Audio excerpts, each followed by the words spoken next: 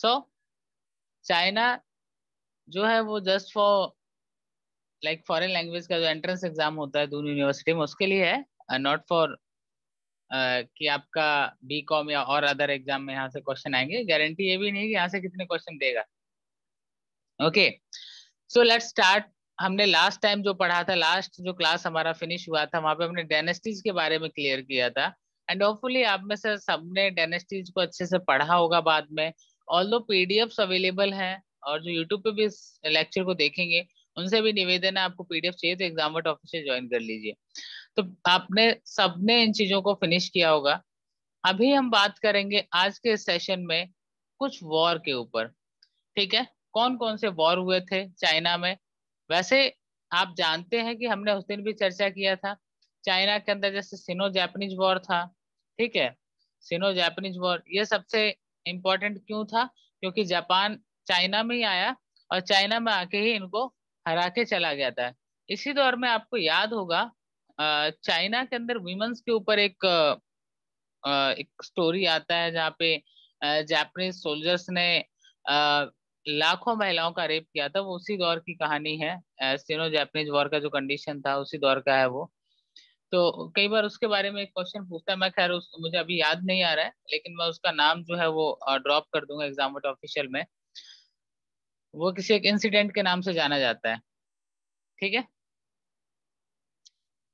अरे exam official में available है रिया, क्लास कर लो उसके बाद वहां ढूंढ लेना, नहीं मैं फिर से रीशेयर कर दूंगा। ठीक है, घबराने की जरूरत नहीं है, अभी क्लास पे फोकस कर लो।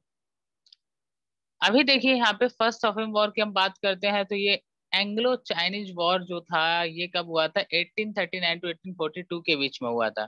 ठीक है, और यहाँ अगर हम बात करते हैं सेकंड ओपियम वॉर की तो ये एंग्लो चाइनीज वॉर था। ये सिर्फ आप जान लीजिए कि कब हुआ था, यहाँ से क्वेश्चन जो है वो किस तरह से आता है आपका, जैसे कि फर्स्ट अफीम वार कब हुआ था, दूसरा सेकंड कब हुआ था, वैसे यहाँ से ये क्वेश्चंस कभी आए नहीं है। तो मुझे नहीं लगता इस साल भी इनकी पॉसिबिलिटी है, तो इनको ज्यादा याद नहीं भी रहेगा तो फर्क नहीं पड़ने वाला है। आगे हम पढ़ते हैं तो अगला जो क्वेश्चन आता है हमारे पास वो आता है लास्ट किंग। चाइना का जो लास्ट किंग था वो कौन था, ये क्वेश्चन बहुत बार आता था, वेरी इंपॉर्टेंट क्वेश्चन है, आसान भी है एक्चुअली। चाइना का जो डायनेस्टिक रूल है उससे एक क्वेश्चन मैं आपको बताना चाहूंगा कि जो एग्जाम होता था जेएनयू वाला, जिसे पहले हम जेएनयू डबल ई कहते थे। ठीक है, क्या कहते थे हम, जेएनयू डबल ई। तो जेएनयू डबल ई में ये क्वेश्चन बहुत बार आता था। ठीक है, कि चाइना का जो है वो लास्ट जो किंग था वो कौन था। ठीक है, तो ये जो है थोड़ा सा इंपॉर्टेंट हो जाता है। दूसरा इंपॉर्टेंट चीज क्या है, एक मिनट sir।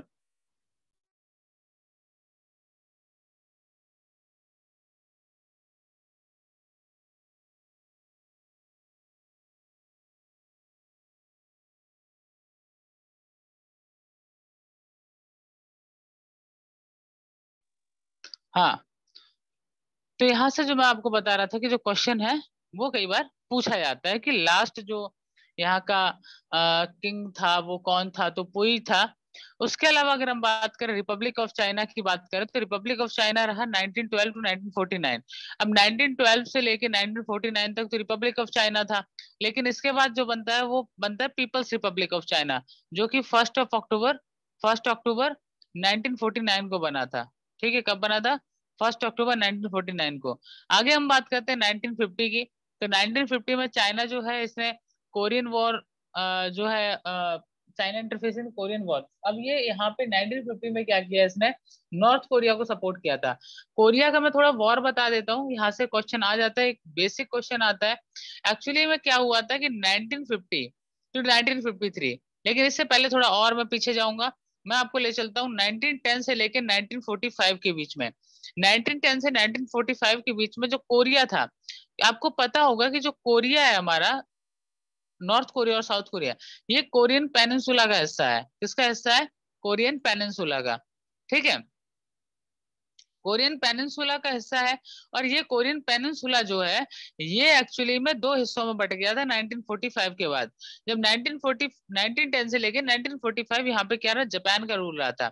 ठीक है। जापान का रूल है जिसे जापानीज कॉलोनियल रूल के नाम से जानते हैं। लेकिन वर्ल्ड वॉर सेकंड में 1945 में 6 और 9 अगस्त को हिरोशिमा और नागासाकी के ऊपर जब एटॉमिक अटैक हुआ, उसके बाद इसने जापान ने सरेंडर कर दिया था और उसने कोरिया पे से अपना कब्जा भी हटा लिया। उसके बाद यहाँ 1948 तक सब ठीक चला। 1948 में ऑफिशियली जो नॉर्थ कोरिया और साउथ कोरिया है वो अलग होते हैं। और एक क्वेश्चन यहाँ से बहुत सारे एग्जाम्स में देखने को मिलता है, वो ये है कि जो साउथ कोरिया है, कौन सा साउथ कोरिया, साउथ कोरिया का इंडिपेंडेंट डे कब आता है? 15 अगस्त को, 15 अगस्त को आता है, याद रखना।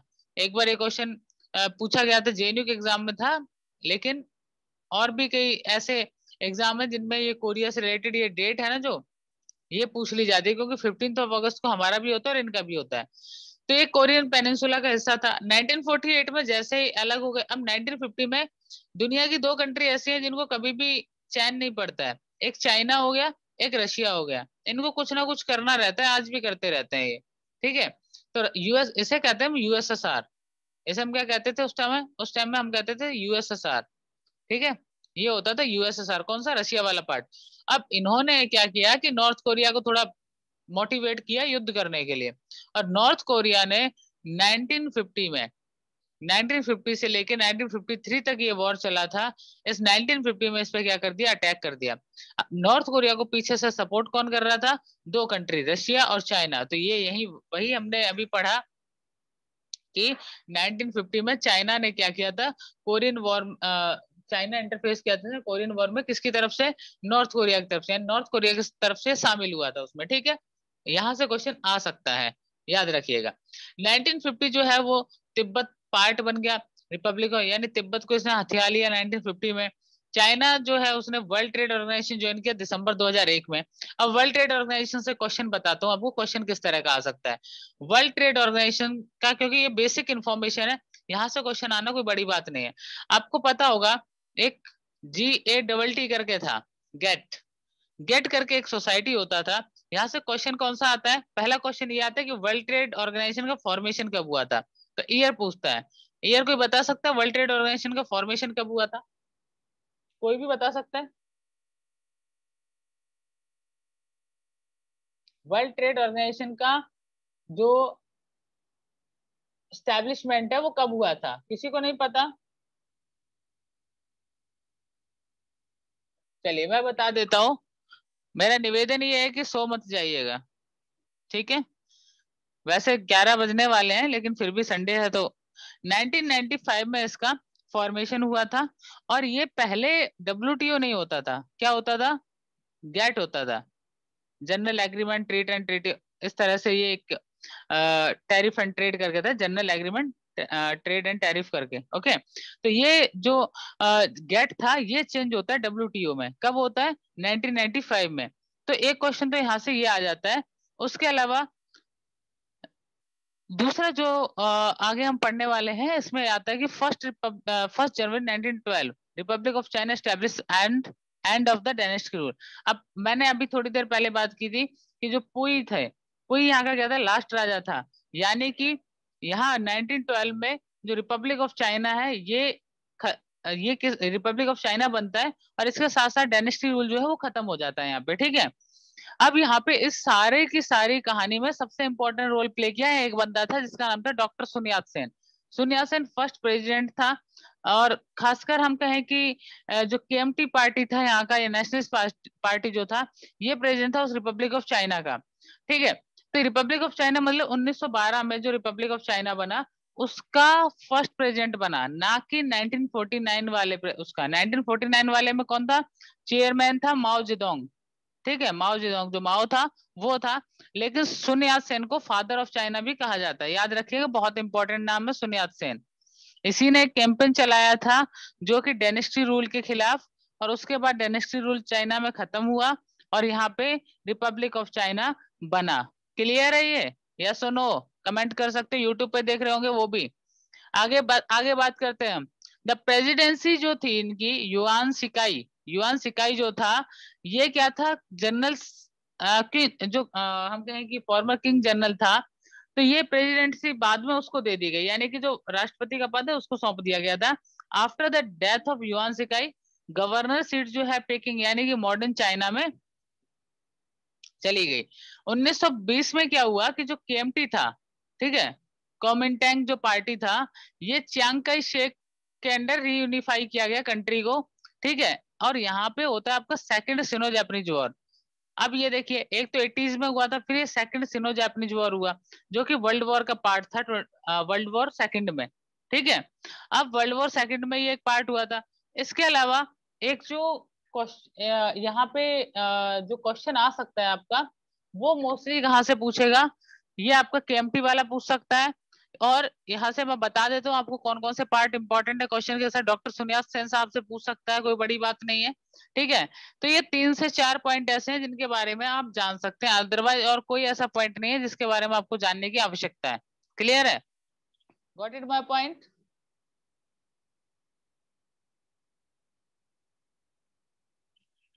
ओके, नेक्स्ट पॉइंट पे आते हैं हम। अब यहाँ पे देखिए कि एक अलायंस हुआ था चाइना में, नेशनलिस्ट के बीच में और कम्युनिस्ट के बीच में। तो यहाँ पे नेशनलिस्ट और कम्युनिस्ट के बीच में अलायंस होने की वजह से यहाँ पे क्या कि जो आपस में युद्ध की स्थिति पैदा हो गई थी, गृह युद्ध हो गया था, सिविल वॉर स्टार्ट हो गया था, जिससे 20 मिलियन चाइनीज लगभग आपके जो 20 मिलियन चाइनीज हैं, 2 करोड़ के आसपास चाइनीज मारे गए थे इस पूरे वॉर में। अब यहाँ पे देखिए अलायंस जो है बिटवीन नेशनलिस्ट कम्युनिस्ट जो है सिविल वॉर का रीजन बना, इसी की वजह से 20 मिलियन जो चाइनीज हैं वो मारे गए यहाँ पे, ठीक है। तो यहाँ आगे हम देखते हैं इसमें कि एक जो आता है आपका जो सबसे इम्पोर्टेंट है, वो आता है जब इनका स्टार्ट हुआ। आपको पता है चाइना के अंदर पार्टी सिस्टम मैंने पढ़ाया था अपनी लास्ट क्लासेस में। कोई बता सकता है मुझे यहाँ का जो पॉलिटिकल सिस्टम है वो किस पे काम करता है? कमेंट सेक्शन में कमेंट कर सकता है। किस तरह का यहाँ पे गवर्नमेंट है, सिंगल पार्टी सिस्टम है या किस तरह का है?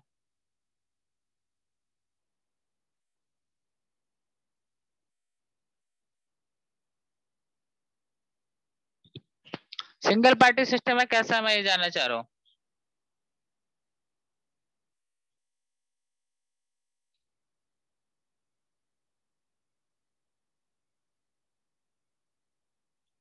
चलिए आगे बढ़ते हैं। सिंगल पार्टी सिस्टम है यहाँ पे एनपीसीएससी ली जानसू सीपीसी से रिलेटेड रहे, चेयरमैन थे, सेक्रेटरी जनरल यांग जेनवू बने थे उस टाइम पे।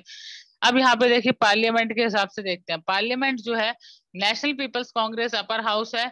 चाइनीज पार्लियामेंट को the Great Hall of the People कहा जाता है। और यहाँ का जो नया साल होता है, न्यू ईयर होता है, उसे स्प्रिंग फेस्ट कहते हैं। और न्यू ईयर यहाँ का जो बेस्ड होता है वो लूनी सोलर कैलेंडर जो है उस पर बेस्ड होता है।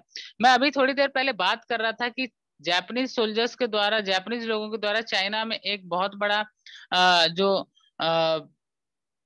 कहीं की रेप हुआ था वुमेन्स के साथ। तो उस रेप के नाम को किस अ, नाम से जानते हैं वो हम जान लेते हैं। तो उसे नांगकिंग मैसेकर कहा गया था, ठीक है, नांगकिंग, द रेप ऑफ नांगकिंग कहा गया था। और ये हुआ था आपका सिनो जापानीज वॉर। जब सिनो जापानीज वॉर हुआ था नांगकिंग में, कैपिटल ऑफ चाइना थी, तो यहाँ जो जापानीज फोर्सेस, चाइनीज गवर्नमेंट जो है यांगत्से रिवर के किनारे पे ये लोग लड़ रहे थे, तो यहीं पे ये हुआ था, ठीक है। बहुत सारे शहर भी जला दिए थे इन्होंने। और ये इन्होंने पूरा जापानीज सोल्जर्स ने एक पूरा कैंपेन चलाया था सिविलियंस के अगेंस्ट। तो इसे उसी दौर को जो कहा गया वो रेप ऑफ नांगकिंग कहा गया। ये कहा जाता है कि आ, लगभग 20,000 जो महिलाएं थी वो रेप की गई थी 1.5 से 2 लाख सैनिकों के द्वारा। तो यहाँ पे ये याद रखिएगा आप। और आपके क्वेश्चंस के जवाब दे देता हूं मैं। दून के अंदर कोई नेगेटिव मार्किंग नहीं है। पहले क्वेश्चन का रिद्धिमा तुम्हारे क्वेश्चन का जवाब मिल गया होगा तुम्हें, और पूरा एमसीक्यू बेस्ड होगा। पेपर में कोई भी सेक्शन से कितने भी क्वेश्चन आ सकते हैं, क्या ऐसा कंफर्म नहीं है मोस्टली, लेकिन ये है कि जीके से 40 के अराउंड क्वेश्चन रहेंगे। बाकी 2 सेक्शन रीजनिंग वाला है, उसका सैंपल पेपर के अकॉर्डिंग 30-30 का है, ठीक है। तो 30 और 30 60 और 40 100, 100 नंबर का पेपर होगा, ठीक है।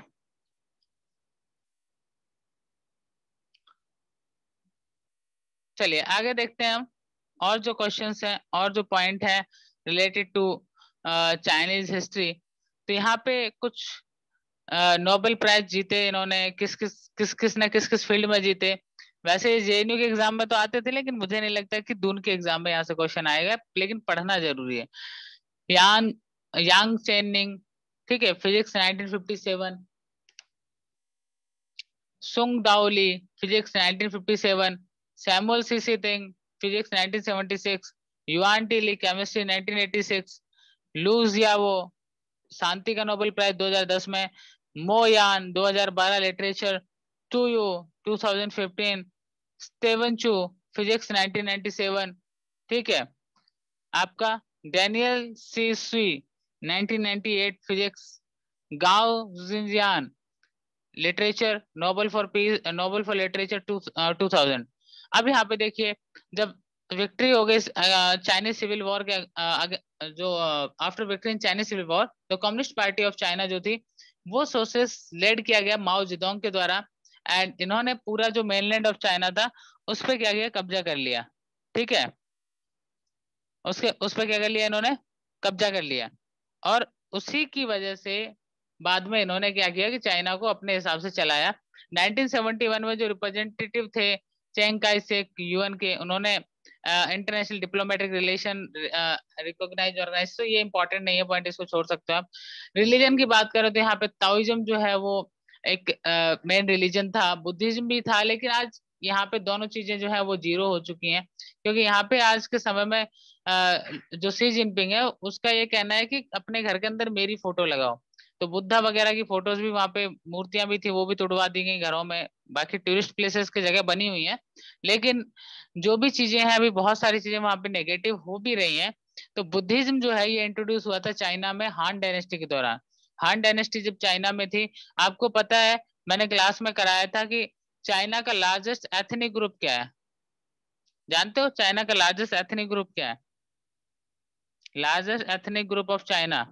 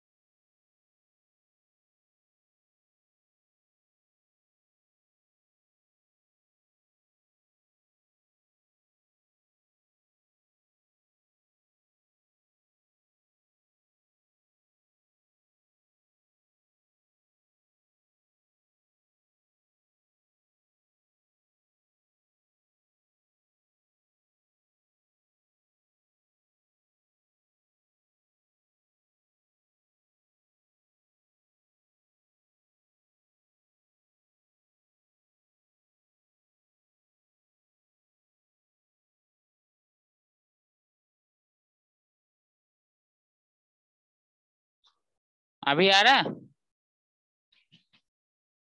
Now I am audible? Okay. तो मैं ये कह रहा था आपको, ये इस टाइम का जो हान एथनिक ग्रुप है ये सबसे बड़ा हुआ करता है। मिसलेनियस में देख लीजिए कि जो चाइनीज मैंडेरिन में चाइनीज को कहते हैं जोंगो, जिसका मतलब होता है मिडिल कंट्री। किन सी वांग जो किन डायनेस्टी था, इसने बहुत सारे स्कॉलर्स को जिंदा दबा दिया था। ठीक है। और फेहान जो है चाइनीज मॉन्क था, ये इंडिया आया था, ये क्वेश्चन बहुत इंपॉर्टेंट है। ठीक है। और ये उस टाइम कब आया था? चंद्रगुप्त विक्रमादित्य के टाइम में। तो ये पूछ रहे थे कि फर्स्ट चाइनीज जो मॉन्क था वो कौन आया था इंडिया में, तो वो हेनसांग, वो फेहान था। हेनसांग जो था ये भारत आया था हर्षवर्धन के टाइम पे। ट्रीटी ऑफ नानकिंग हुआ था फर्स्ट ऑफ वॉर को रोकने के लिए, हांगकांग सेटल विद ब्रिटेन। लाओ से तुंग ये एक ancient Chinese philosopher and writer थे। दो बेस्ट डांस फॉर्म यहाँ की चाइना की, ड्रैगन डांस है, लॉयन डांस है, योंगे डांस है, लैंटर्न डांस है। प्राइवेट लाइफ ऑफ बुक, ये बुक बहुत इंपॉर्टेंट है, ठीक है। The private life of Mao written by Zhi Sui. First Chinese satellite Dong Fang Hong first DFH. Soul Mountain ये लिखा है गाओ सिंजियांग। इसके अलावा सुन यात सेन, इनका जन्म हुआ था ग्वांगजू में, बैंक ऑफ पर्ल रिवर।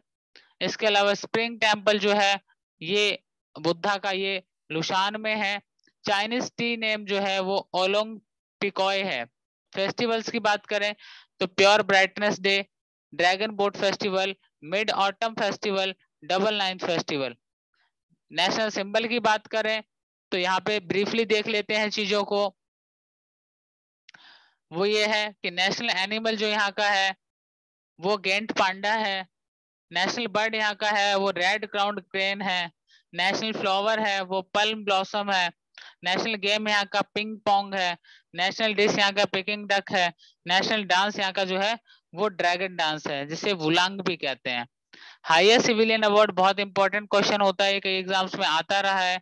तो हाईएस्ट सिविलियन अवार्ड यहाँ का मेडल ऑफ द रिपब्लिक है। ऑफिशियल डॉक्यूमेंट चाइना का व्हाइट बुक है। बिगेस्ट एयरपोर्ट यहाँ का बीजिंग इंटरनेशनल एयरपोर्ट है। बिगेस्ट सी पोर्ट जो है वो संघाई पोर्ट है यांगत्से रिवर। एयरलाइन यहाँ का एयर चाइना है, गवर्नमेंट एयरलाइन जो है इसका। इसके अलावा आप देखेंगे तो 12 अप्रैल 1927 संघाई मैस्कर हुआ था। इसके अलावा केएमटी अटैच हुआ था सीपीसी से, यानी कि कम्युनिस्ट पार्टी ऑफ चाइना से। एक्यूपंक्चर का जो विधि है वो भी डेवलप हुआ चाइना में। आइसक्रीम भी इन्वेंट की गई चाइना में, ठीक है। इसके अलावा यहाँ के इन्वेंशन में गन पाउडर है, compass, printing, fireworks, paper, kite, silk, T, umbrella, acupuncture, noodles, ये सब चाइना में इन्वेंट किए गए या डेवलप किए गए। हान चाइनीज जो है ये लार्जेस्ट एथनिक ग्रुप है चाइना का। अभी मैंने आपसे पूछा था और आपके ज्यादातर के जवाब गलत थे। 90% Chinese from Han ethnic group. The People's Daily जो यहाँ का लार्जेस्ट ऑफिशियल पब्लिकेशन पब्लिश होने वाला न्यूज़पेपर है। 11 दिसंबर 2001 को चाइना ने ज्वाइन किया था वर्ल्ड ट्रेड ऑर्गेनाइजेशन। लियो से तुंग ये एंशियंट चाइनीज फिलोसफर है एंड राइटर है। योंग जो है वो एक कॉमन नेम है चाइना में। यहाँ पे अगर हम बात करें कैंटोन, इसकी अगर हम बात करें सिचुएटेड है कहाँ पे, bank of pearl river. Toilet paper जो है ये भी चाइना में इन्वेंट हुआ था। फुटबॉल का भी चाइना से ही माना जाता है आरंभ। चाइना जो है वर्ल्ड का सबसे बड़ा बिगेस्ट एक्सपोर्टर है और इंडिया सबसे बड़ा इंपोर्टर है चाइनीज सामान का, ठीक है। चाइनीज चाइना में अगर स्पोर्ट्स की बात करें तो 2008 में समर ओलंपिक चाइना के बीजिंग शहर में हुआ था। 2022 का विंटर ओलंपिक चाइना में हो चुका है, आई थिंक, हाँ। इसके बाद हम बात करेंगे दलाई लामा की। दलाई लामा की बात करें तो दलाई लामा जो है अभी आप देखेंगे तो स्पिरिचुअल लीडर हैं तिब्बतन लोगों के। 14th एंड दलाई लामा का असली जो नाम है वो तेंजिन गात्सो है। 14 दलाई लामा को नोबेल प्राइज मिला था 1989 में। एंड आपका साक्सगम वैली जो है ये चाइना के द्वारा कंट्रोल किया जाता है, क्लेम्ड बाय इंडिया, जो कि 1963 में पाकिस्तान ने कॉन्फर्ट किया था। और ये आपका जो ट्रांस कारकोरम ट्रैक्ट है वहां पे है। तो ये आपका जो चाइना का पार्ट था, इसके मिसलेनियस से क्वेश्चन आपको एक क्वेश्चन मिल सकता है, ठीक है। डेट अभी फिक्स नहीं है रिया, डेट मैं कल कंफर्म करूंगा दोबारा से। एक्चुअली जो डेट्स हैं वो जो भी गूगल पे दिखाई जा रही है वो जस्ट लाइक एक कोई ऑफिशियल नोटिफिकेशन नहीं है, ठीक है। उनका कोई भी ऐसा ऑफिशियल नोटिफिकेशन नहीं है। ऐसे क्वेश्चन नहीं आते हैं कि उनका बर्थडे कब आता है। अभी आया था कुछ दिन पहले।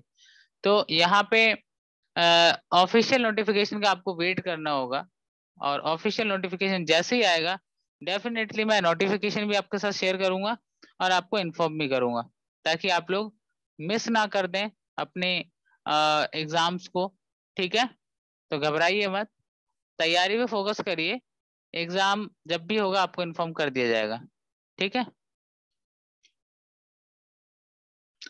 एडमिशन लेना टफ नहीं है दून यूनिवर्सिटी में, क्योंकि अब की बार ज्यादातर लोग जो है वो सीयूईटी की तरफ डाइवर्ट हो गए हैं। प्रॉब्लम ये है सीयूईटी की तरफ डाइवर्जन जो है वो ज्यादा है दून की अपेक्षा। ठीक है। हाँ, लेकिन जनरल कैटेगरी में अगर आप हैं तो आपको थोड़ा सा स्ट्रगल करना पड़ेगा, क्योंकि जनरल कैटेगरी में ऑल इंडिया से स्टूडेंट अप्लाई करते हैं दून के लिए, तो वो थोड़ा सा ध्यान रखिएगा आप। ठीक है।